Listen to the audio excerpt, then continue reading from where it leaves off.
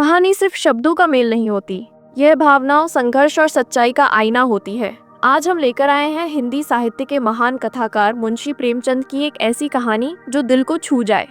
गांव की सादगी, गरीबी का संघर्ष और इंसानियत की गहराई। मुंशी प्रेमचंद की कहानी नेउर हमें एक ऐसे व्यक्ति से मिलवाती है जिसकी जिंदगी मेहनत और ईमानदारी का प्रतीक है। नेउर एक सीधा साधा मेहनती किसान जो कठिन परिस्थितियों में भी अपनी सच्चाई नहीं छोड़ता। आइए सुनते हैं ये मार्मिक कथा।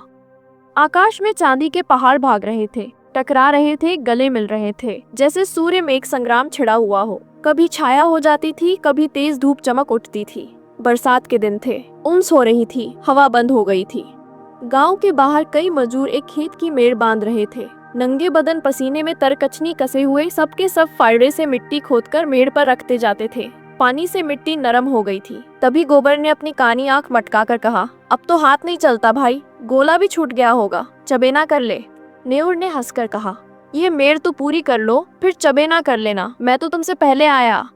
दोनों ने सिर पर झौवा उठाते हुए कहा, तुमने अपनी जवानी में जितना घी खाया होगा नेउर दादा, उतना तो अब हमें पानी भी नहीं मिलता।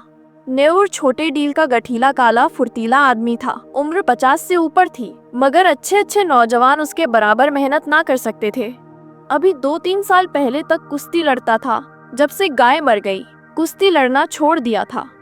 गोबर ने पूछा, तुमसे तंबाकू पिए बिना कैसे रहा जाता है नेउर दादा? यहाँ तो चाहे रोटी ना मिले, लेकिन तंबाकू के बिना नहीं रहा जाता। दूसरे मजदूर दीना ने पूछा, तो यहाँ से जाकर रोटी बनाओगे के दादा? बुढ़िया कुछ नहीं करती? हमसे तो दादा ऐसी महरिया एक दिन भी ना पटे। नेउर के पिचके खिचड़ी मूछों से ढके मुख पर हास्य की स्मित रेखा चमक उठी, जिसने उसकी कुरूपता को भी सुंदर बना दिया। बोला, जवानी तो उसी के साथ कटी है बेटा, अब उससे कोई काम नहीं होता, तो क्या करूं? गोबर ने कहा, तुमने उसे सिर चढ़ा रखा है, नहीं तो काम क्यों ना करती? मजे से खाट पर बैठी चिलम पीती रहती है और सारे गांव से लड़ा करती है। तुम बूढ़े हो गए, लेकिन वह तो अब भी जवान बनी है। दीना ने कहा, जवान औरत उसकी क्या बराबरी करेगी? सिंदूर, टिकुली, काजल, मेहंदी में तो उसका मन बसता है। बिना किनारदार रंगीन धोती के उसे कभी देखा ही नहीं, उस पर गहनों से भी जी नहीं भरता। तुम गऊ हो, इससे निबाह हो जाता है, नहीं तो अब तक गली गली ठोकरे खाती होती। गोबर ने कहा, मुझे तो उसके बना सिंगार पर गुस्सा आता है। कात कुछ नहीं करेगी, पर खाने पहनने को अच्छा ही चाहिए। नेउर ने कहा, तुम क्या जानो बेटा, जब वह आई थी तो मेरे घर 7 हल की खेती होती थी, रानी बनी बैठी रहती थी। जमाना बदल गया तो क्या हुआ, उसका मन तो वही है। घड़ी भर चूल्हे के सामने बैठ जाती है तो आंखें लाल हो जाती है और सिर थाम कर पड़ जाती है। मुझसे तो यह नहीं देखा जाता। इसी दिन रात के लिए तो आदमी शादी ब्याह करता है, और इसमें क्या रखा है? यहाँ से जाकर रोटी बनाऊंगा, पानी लाऊंगा, तब 2 कौर खाएगी, नहीं तो मुझे क्या था, तुम्हारी तरह 4 फक्के मारकर एक लोटा पानी पी लेता। जब से बिटिया मर गई, तब से तो वह और भी लस्त हो गई। यह बड़ा भारी धक्का लगा। माँ की ममता हम तुम क्या समझेंगे बेटा? पहले तो कभी कभी डांट भी देता था, अब किस मुँह से डांटूं? दीना ने पूछा, तुम कल पेड़ काहे को चढ़े थे? अभी गूलर कौन पकी है? नेउर ने कहा, उस बकरी के लिए थोड़ी पत्ती तोड़ रहा था। बिटिया को दूध पिलाने को बकरी ली थी, अब बुढ़िया हो गई है, लेकिन थोड़ा दूध दे देती है। उसी का दूध और रोटी बुढ़िया का आधार है। घर पहुंचकर नेउर ने लोटा और डोर उठाया और नहाने चला कि स्त्री ने खाट पर लेटे लेटे कहा, इतनी देर क्यों कर दिया करते हो? आदमी काम के पीछे पराना थोड़े ही देता है। जब मजूरी सबके बराबर मिलती है तो क्यों काम के पीछे मरते हो? नेउर का अंतकरण एक माधुर्य से सराबोर हो गया। उसके आत्मसमर्पण से भरे हुए प्रेम में मैं की गंध भी तो नहीं थी। कितनी स्नेह, और किसे उसके आराम की, उसके मरने जीने की चिंता है। फिर ये क्यों ना अपनी बुढ़िया के लिए मरे? बोला, तू उन जन्म में कोई देवी रही होगी बुढ़िया, सच। अच्छा रहने दो ये चापलूसी। हमारे आगे अब कौन बैठा हुआ है जिसके लिए इतनी हाय हाय करते हो? नेउर गज भर की छाती किए स्नान करने चला गया। लौटकर उसने मोटी मोटी रोटियां बनाई, आलू चूल्हे में डाल दिए, उनका भुर्ता बनाया। फिर बुढ़िया और वह दोनों साथ खाने बैठे।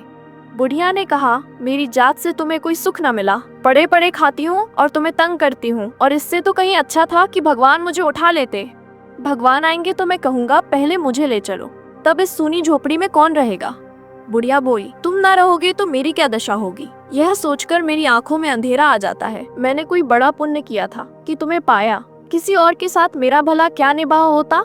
ऐसे मीठे संतोष के लिए नेउर क्या नहीं कर डालना चाहता था? आलसन, लोभिन, स्वार्थिन बुढ़िया अपनी जीभ पर केवल मिठास रखकर नेउर को नचाती थी, जैसे कोई शिकारी कटिये में चारा लगाकर मछली को खिलाता है। पहले कौन मरे? इस विषय पर आज ये पहली ही बार बातचीत न हुई थी। इसके पहले भी कितनी ही बार ये प्रश्न उठा था और यूं ही छोड़ दिया गया था। लेकिन न जाने क्यों नेउर ने अपनी डिग्री कर ली थी और उसे निश्चय था कि पहले मैं जाऊंगा। उसके पीछे भी बुढ़िया जब तक रहे आराम से रहे, किसी के सामने हाथ न फैलाए, इसीलिए वह मरता रहता था जिससे हाथ में 4 पैसे जमा हो जाए। कठिन से कठिन काम जिसे कोई ना कर सके, नेउर करता दिन भर फावड़े कुदाल का काम करने के बाद रात को वह ऊख के दिनों में किसी की ऊख पेरता या खेतों की रखवाली करता। लेकिन दिन निकलते जाते थे और जो कुछ कमाता था वह भी निकला जाता था। बुढ़िया के बगैर वह जीवन नहीं, इसकी वह कल्पना ही ना कर सकता था। लेकिन आज की बातों ने नेउर को सशंक कर दिया। जल में एक बूंद रंग की भांति यह शंका उसके मन में समाकर अतिरंजित होने लगी। गांव में नेउर को काम की कमी न थी, पर मजूरी तो वही मिलती थी जो अब तक मिलती आई थी। इस मंदी में वह मजूरी भी नहीं रह गई थी। एकाएक गांव में एक साधु कहीं से घूमते फिरते आ निकले और नेउर के घर के सामने ही पीपल की छांव में उनकी धुनी जल गई। गांव वालों ने अपना धन्य भाग्य समझा। बाबा जी का सेवा सत्कार करने के लिए सभी जमा हो गए। कहीं से लकड़ी आ गई से, कहीं से बिछाने को कंबल, कहीं से आटा दाल। नेउर के पास क्या था? बाबा जी के लिए भोजन बनाने की सेवा उसने ली। चरस आ गई, दम लगने लगा। 2-3 दिन में ही बाबा जी की कीर्ति फैलने लगी। वह आत्मदर्शी है, भूत भविष्य बता देते हैं। लोभ तो छू नहीं गया। पैसा हाथ से नहीं छूते और भोजन भी क्या करते हैं। 8 पहर में 1-2 बाटियां खा ली, लेकिन मुख दीपक की तरह दमक रहा है। कितनी मीठी बानी है। सरल हृदय नेउर बाबा जी का सबसे बड़ा भक्त था। उस पर कहीं बाबा जी की दया हो गई तो पारस ही हो जाएगा, सारा दुख दलिद्र मिट जाएगा। भक्तजन एक एक करके चले गए थे। खूब कड़ाके की ठंड पड़ रही थी। केवल नेउर बैठा बाबा जी के पांव दबा रहा था। बाबा जी ने कहा, बच्चा, संसार माया है, इसमें क्यों फंसे हो? नेउर ने नतमस्तक होकर कहा, अज्ञानी हूँ महाराज, क्या करूं? स्त्री है, उसे किस पर छोड़ूं? तू समझता है तू स्त्री का पालन करता है, और कौन सहारा है उसे बाबा जी? ईश्वर कुछ नहीं है, तू ही सब कुछ है। नेउर के मन में जैसे ज्ञान उदय हो गया। वह मन ही मन अपने को कोसने लगा, तू इतना अभिमानी हो गया है। तेरा इतना दिमाग मजदूरी करते करते जान जाती है, और तू समझता है मैं ही बुढ़िया का सब कुछ हूँ। प्रभु जो संसार का पालन करते हैं, तो उनके काम में दखल देने का दावा करता है। उसके सरल ग्रामीण हृदय में आस्था की ध्वनि सी उठकर उसे धिक्कारने लगी। बोला, अज्ञानी हूँ महाराज। इससे ज्यादा वह और कुछ न कह सका। आंखों से दीन विषाद के आंसू गिरने लगे। बाबा जी ने तेजस्विता से कहा, देखना चाहता है ईश्वर का चमत्कार। वह चाहे तो क्षण भर में तुझे लखपति कर दे, क्षण भर में तेरी सारी चिंताएं हर ले। मैं उसका एक तुच्छ भक्त हूँ काकविष्टा, लेकिन मुझे में भी इतनी शक्ति है कि तुझे पारस बना दूं। तू साफ दिल का सच्चा ईमानदार आदमी है, मुझे तुझ पर दया आती है। मैंने इस गाँव में सबको ध्यान से देखा, किसी में शक्ति नहीं, विश्वास नहीं। तुझ में मैंने भक्त का हृदय पाया। तेरे पास कुछ चांदी है? नेउर को जान पड़ रहा था कि सामने स्वर्ग का द्वार है। 10-5 रुपए हो गए महाराज। कुछ चांदी के टूटे फूटे गहने नहीं है? घरवाली के पास कुछ गहने हैं। कल रात को जितनी चांदी मिल सके यहाँ ला और ईश्वर की प्रभुता देख। तेरे सामने मैं चांदी की हांडी में रखकर इसी धुनी में रख दूंगा। प्रात काल लाकर हांडी निकाल लेना। मगर इतना याद रखना कि उन अशरफियों को अगर शराब पीने में, जुआ खेलने में या किसी दूसरे बुरे काम में खर्च किया तो कोड़ी हो जाएगा। अब जा सो जा। हाँ, इतना और सुन ले, इसकी चर्चा किसी से मत करना, घर वालों से भी नहीं। नेउर घर चला तो ऐसा प्रसन्न था मानो ईश्वर का हाथ उसके सिर पर है। रात भर उसे नींद नहीं आई।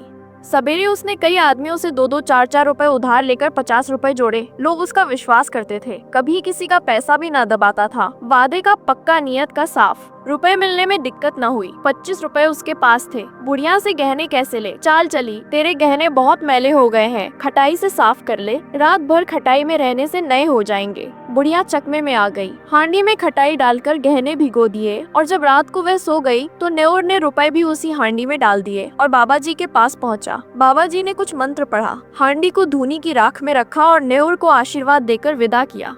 रात भर करबटे बदलने के बाद नेउर मुंह अंधेरे बाबा के दर्शन करने गया, मगर बाबा जी का वहाँ पता न था। अधीर होकर उसने धूनी की जलती हुई राख टटोली। हांडी गायब थी। छाती धक धक करने लगी। बदहवास होकर बाबा को खोजने लगा। हाट की तरफ गया, तालाब की ओर पहुंचा। 10 मिनट, 20 मिनट, आधा घंटा, बाबा का कहीं निशान न था। भक्त आने लगे। बाबा कहाँ गए? कंबल भी नहीं, बर्तन भी नहीं। भक्त ने कहा, रमते साधुओं का क्या ठिकाना।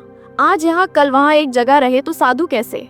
लोगों से हेलमेल हो जाए, बंधन में पड़ जाए। सिद्ध थे, लोभ तो छू नहीं गया था। तभी एक ग्रामीण ने पूछा, नेउर कहाँ है? उस पर बड़ी दया करते थे, उससे कह गए होगे। नेउर की तलाश होने लगी, कहीं पता नहीं। इतने में बुढ़िया न्यूर को पुकारती हुई घर में से निकली। फिर कोलाहल मच गया। बुढ़िया रोती थी और न्यूर को गालियां देती थी। न्यूर खेतों की मेड़ों से बेतहाशा भागता चला जाता था, मानो उस पापी संसार से निकल जाएगा। एक आदमी ने कहा, न्यूर ने कल मुझसे 5 रुपए लिए थे, आज सांझ को देने को कहा था। दूसरा आदमी बोला, हमसे भी 2 रुपए आज ही के वादे पर लिए थे। बुढ़िया रोई, दाढ़ीदार मेरे सारे गहने ले गया। 25 रुपए रखे थे, वह भी उठा ले गया। लोग समझ गए बाबा कोई धूर्त था, न्यूर को साझा दे गया। ऐसे ऐसे ठग पड़े हैं संसार में। न्यूर के बारे में किसी को ऐसा संदेह ना थी। बेचारा सीधा आदमी आ गया पट्टी में, मारे लाज के कहीं छिपा बैठा होगा। 3 महीने गुजर गए। झांसी जिले में धसान नदी के किनारे एक छोटा सा गांव है। काशीपुर नदी के किनारे एक पहाड़ी टीला है। उसी पर कई दिन से एक साधु ने अपना आसन जमाया है। नाटे कद का आदमी है, काले तवे का सा रंग देह गठी हुई। यह न्योर है जो साधु वेश में दुनिया को धोखा दे रहा है। वही सरल निष्कपट न्योर है जिसने कभी पराये माल की ओर आंख नहीं उठाया, जो पसीना की रोटी खाकर मग्न था। घर की गावन की और बुढ़िया की याद एक क्षण भी उसे नहीं भूलती इस जीवन में। फिर कोई दिन आएगा कि वह अपने घर पहुंचेगा और फिर उस संसार में हंसता खेलता अपनी छोटी छोटी चिंताओं और छोटी छोटी आशाओं के बीच आनंद से रहेगा। वह जीवन कितना सुखमय था। जितने थे सब अपने थे, सभी आदर करते थे, सहानुभूति रखते थे। दिन भर की मजूरी, थोड़ा सा अनाज या थोड़े से पैसे लेकर घर आता था तो बुधिया कितने मीठे स्नेह से उसका स्वागत करती थी। वह सारी मेहनत, सारी थकावट जैसे उसे मिठास में सनकर और मीठी हो जाती थी। हाय वे दिन फिर कब आएंगे। न जाने बुधिया कैसे रहती होगी। कौन उसे पान की तरह फेरेगा, कौन उसे पका कर खिलाएगा। घर में पैसा भी तो नहीं छोड़ा, गहने तक डुबा दिए। तब उसे क्रोध आता कि उस बाबा को पा जाए तो कच्चा ही खा जाए। हाय लोभ, लोभ। उनके अनन्य भक्तों में एक सुंदरी युवती भी थी जिसके पति ने उसे त्याग दिया था। उसका बाप फौजी पेंशनर था। एक पढ़े लिखे आदमी से लड़की का विवाह किया, लेकिन लड़का माँ के कहने में था और युवती की अपनी सास से न पटती। वह चाहती थी कि वह अपने शौहर के साथ अपनी सास से अलग रहे, लेकिन शौहर अपनी माँ से अलग होने पर न राजी हुआ। वह रूठकर मैके चली आई। तब से 3 साल हो गए थे और ससुराल से एक बार भी बुलावा न आया, न पतिदेव ही आए। युवती किसी तरह पति को अपने वश में कर लेना चाहती थी। महात्माओं के लिए किसी का दिल फेर देना ऐसा क्या मुश्किल है। हाँ, उनकी दया चाहिए। एक दिन उसने एकांत में बाबा जी से अपनी विपत्ति कह सुनाई। न्यूर को जिस शिकार की टोह थी वह आज मिलता हुआ जान पड़ा। गंभीर भाव से बोला, बेटी मैं न सिद्ध हूँ, न महात्मा, न मैं संसार के झमेलों में पड़ता हूँ, पर तेरी श्रद्धा और प्रेम देखकर तुझ पर दया आती है। भगवान ने चाहा तो तेरा मनोरथ पूरा हो जाएगा। आप समर्थ हैं और मुझे आपके ऊपर विश्वास है। भगवान की जो इच्छा होगी वही होगा। इस अभागिनी की डोंगी आप ही पार लगा सकते हैं। भगवान पर भरोसा रखो। मेरे भगवान आप ही हो। न्योर ने मानो धर्म संकट में पड़कर कहा, लेकिन बेटी उस काम में बड़ा अनुष्ठान करना पड़ेगा और अनुष्ठान में सैकड़ों हजारों का खर्च है। उस पर भी तेरा काज सिद्ध होगा या नहीं, यह मैं नहीं कह सकता। हाँ, मुझसे जो कुछ हो सकेगा वह मैं कर दूंगा, पर सब कुछ भगवान के हाथ में है। मैं माया को हाथ से नहीं छूता, लेकिन तेरा दुख नहीं देखा जाता। उसी रात को युवती ने अपने सोने के गहनों की पिटारी लाकर बाबा जी के चरणों पर रख दी। बाबा जी ने कांपते हुए हाथों से पिटारी खोली और चंद्रमा के उज्जवल प्रकाश में आभूषणों को देखा। उनकी बाधें झपक गईं। यह सारी माया उनकी है। वह उनके सामने हाथ बांधे खड़ी कह रही है, मुझे अंगीकार कीजिए, कुछ भी तो करना नहीं है, केवल पिटारी लेकर अपने सिरहाने रख लेना है और युवती को आशीर्वाद देकर विदा कर देना है। प्रातःकाल वह आएगी, उस वक्त वह उतना दूर होगे जहाँ उनकी टांगे ले जाएगी। ऐसा आशातीत सौभाग्य जब वह रुपए से भरी थैलियां लिए गांव में पहुंचेंगे और बुधिया के सामने रख देंगे। ओह, इससे बड़े आनंद की तो वह कल्पना भी नहीं कर सकते। लेकिन न जाने क्यों इतना जरा सा काम भी उससे नहीं हो सकता था। वह पिटारी को उठाकर अपने सिरहाने कंबल के नीचे दबाकर नहीं रख सकता है, कुछ नहीं, पर उसके लिए असूझ है, असाध्य है। वह उस पिटारी की ओर हाथ भी नहीं बढ़ा सकता। हाथों पर उसका कोई बश नहीं। जाने दो हाथ। जवान से कह सकता है, इतना कहने में कौन सी दुनिया उल्टी जाती है कि बेटी इसे उठाकर इस कंबल के नीचे रख दे। जबान कट तो न जाएगी, मगर अब उसे मालूम होता कि जबान पर भी उसका काबू नहीं है। आंखों के इशारे से भी यह काम हो सकता है, लेकिन इस समय आंखें भी बगावत कर रही है। मन का राजा इतने मंत्रियों और सामंतों के होते हुए भी अशक्त है, निरीह है। लाख रुपए की थैली सामने रखी हो, नंगी तलवार हाथ में हो, गाय मजबूत रस्सी के सामने बंधी हो, क्या उस गाय की गर्दन पर उसके हाथ उठेंगे? कभी नहीं। कोई उसकी गर्दन भले ही काट ले, वह गऊ की हत्या नहीं कर सकता। वह पपित्यागता उसे उसी गऊ की तरह लग रही थी। जिस अवसर को वह 3 महीने से खोज रहा है, उसे पाकर आज उसकी आत्मा कांप रही है। तृष्णा किसी वन्य जंतु की भांति अपने संस्कारों से आखेट प्रिय है, लेकिन जंजीरों से बंधे बंधे उसके नख गिर गए हैं और दांत कमजोर हो गए हैं। उसने रोते हुए कहा, बेटी पिटारी उठा ले जाओ, मैं तुम्हारी परीक्षा कर रहा था, मनोरथ पूरा हो जाएगा। चौन नदी के पार वृक्षों की गोद में विश्राम कर चुका था। नेऊर धीरे से उठा और धसान में स्नान करके एक ओर चल दिया। भभूत और तिलक से उसे घृणा हो रही थी। उसे आश्चर्य हो रहा था कि वह घर से निकला ही कैसे। थोड़े उपहास के भय से उसे अपने अंदर एक विचित्र उल्लास का अनुभव हो रहा था, मानो वह बेड़ियों से मुक्त हो गया हो, कोई बहुत बड़ी विजय प्राप्त की हो। 8वें दिन नेऊर गांव पहुंच गया। लड़कों ने दौड़कर उछल कूदकर उसकी लकड़ी उसके हाथ से छीनकर उसका स्वागत किया। एक लड़के ने कहा, काकी तो मर गई दादा। नेऊर के पांव जैसे बंध गए, मुंह के दोनों कोने नीचे झुक गए। दीन विषाद आंखों में चमक उठा। कुछ बोला नहीं, कुछ पूछा भी नहीं। पल भर जैसे निस्संग खड़ा रहा, फिर बड़ी तेजी से अपनी झोपड़ी की ओर चला। बाघवृंद भी उसके पीछे दौड़े, मगर उनकी शरारत और चंचलता भाग चली थी। झोपड़ी खुली पड़ी थी। बुधिया की चारपाई जहाँ की तहाँ थी। उसकी चिलम और नारियल जो के ज्यों धरे हुए थे। एक कोने में 2-4 मिट्टी और पीतल के बर्तन पड़े हुए थे। लड़के बाहर ही खड़े रह गए झोपड़ी के अंदर। कैसे जाए, वहाँ बुधिया बैठी है। गांव में भगदड़ मच गई। नेऊर दादा आ गए। झोपड़ी के द्वार पर भीड़ लग गई। प्रश्नों का तांता बंध गया। तुम इतने दिनों कहाँ थे दादा? तुम्हारे जाने के बाद तीसरे ही दिन काकी चल बसी। रात दिन तुम्हें गालियाँ देती थी, मरते मरते तुम्हें गरियाती ही रही। तीसरे दिन आए तो मरी पड़ी थी। तुम इतने दिन कहाँ रहे? नेऊर ने कोई जवाब न दिया, केवल शून्य निराश करुण आहत नेत्रों से लोगों की ओर देखता रहा, मानो उसकी वाणी हर ली गई है। उस दिन से किसी ने उसे बोलते या रोते हंसते नहीं देखा।